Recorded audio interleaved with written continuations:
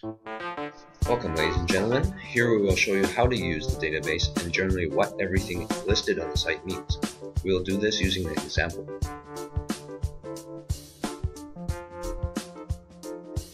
The protein used in this example is SOD1, superoxide dismutase 1, which binds copper and zinc ions to destroy free superoxide radicals in the body.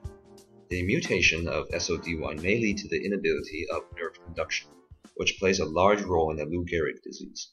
This protein has a disorder to order transition when it binds with copper and zinc. We'll take a closer look at it when we bring it through the website. So now we have our home page, which contains the database name and a brief description of AHDB at the top. Scrolling to the bottom, we see a number of options. Here we'll specify our target protein and the added molecules. The target protein indicates the protein we want its structure pairs before and after binding, while the added molecule indicate the molecules to bind.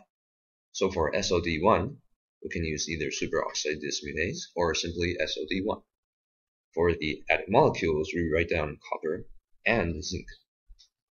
HDB also accepts Cu and Zn for users' convenience. In the added molecules, you can specify even further options, like that we can ask the added molecules must contain certain types of molecules, like proteins, nucleic acids, ligands, and ions, without specifying the molecule name, or must not contain certain molecules.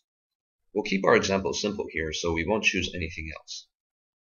So below this, we have our miscellaneous section, which we can add additional constraints. Here we will exclude NMR as they are lower resolution. Additionally, for our example, we tick with disorder transitions, as we know SOD1 undergoes this type of conformational transitions upon binding copper and zinc ions. Once you have completed your selections, click on Search AHDB to get the results. So after making your query, you will see what you have specified and all the options you have selected. This is so you can confirm what you have selected to make sure there are no mistakes. Below that is all the pairs that have been fed through the query.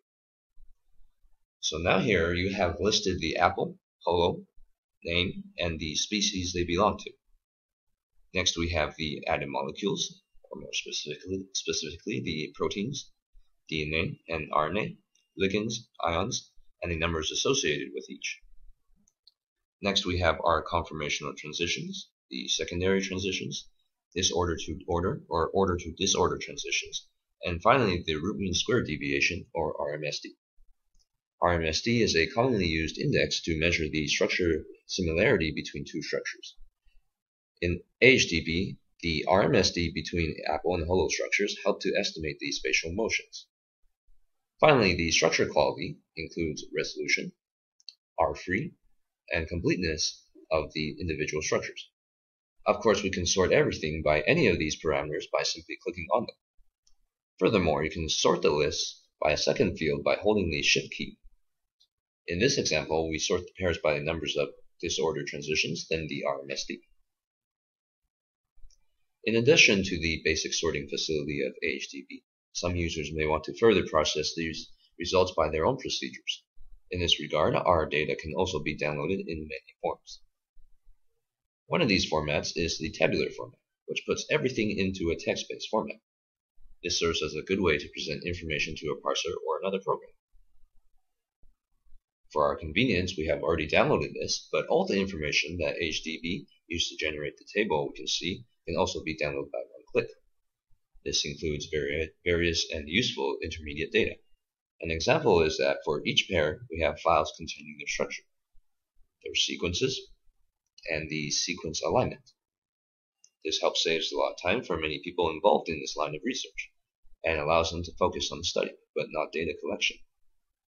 Finally, the last thing on this page is the View button on the very right, for each pair, which I will click to show right now.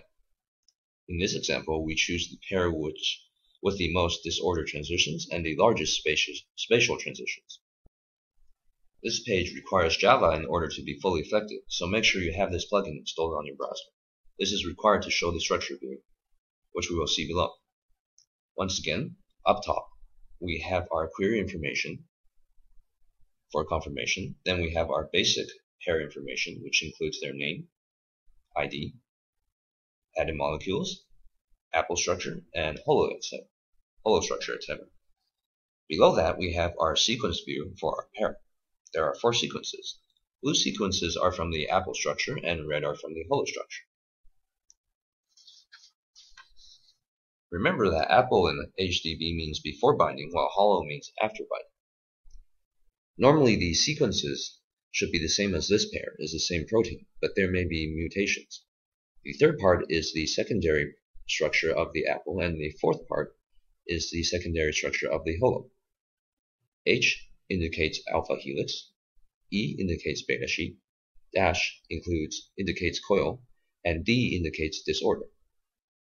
The inconsistent positions between 2 secondary structure sequences are conformational transitions. If the inconsistent position involves D, then it is a disorder transition. Otherwise, it is a secondary structure transition. Finally, we have the structure view. As above, the blue is for apple, and the red is for holo. The most distinct feature of this page comes from the numerous options on the right-hand side. Here we can select residues of interest. For example, we can select the residues undergoing disorder to order transitions upon binding. Here we have the sequence section, and the structure view parts are highlighted. Now we see there are 2 disorder to order regions from the sequence view that has been highlighted, and in our structure view, here they are actually spatially close together and are close to one of the ions we see here. This red ion is zinc. And if you aren't sure what that red ion is, you can click the Show Hide specific molecules on the right side to see what it is like. These options help one to interact with the structure view and gain more information. Anything you choose and select will immediately be shown in the structure and sequence view, thus giving the user a lot of information. Thus, this is a powerful tool for anyone to use. Of course, like earlier, this information may be downloaded here in the bottom left-hand corner. By clicking this button, we will receive a text form table, which is useful for researchers to perform further analysis on. Now back to our example. In both of the selected apple and holo structures, there are 2 protein chains. However, here we only see 1. This is because we haven't selected the options to see the core molecules. Here, core molecules are those molecules that appear in both structures. We can also choose to display apple or holo structure only. We can also show or hide the target proteins, the added molecules, and the core molecules individually. As you can see, the HDB database we have here is a very powerful tool.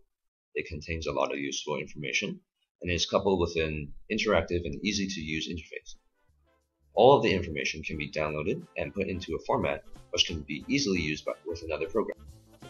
HDB is a powerful tool, as you can see. However, if your research requires some special requirements and cannot be done through our interface alone, feel free to contact us as we can arrange for something to be done. Now you know how to use HDB. We hope you enjoyed the videos and learned some things as well. Thank you for watching.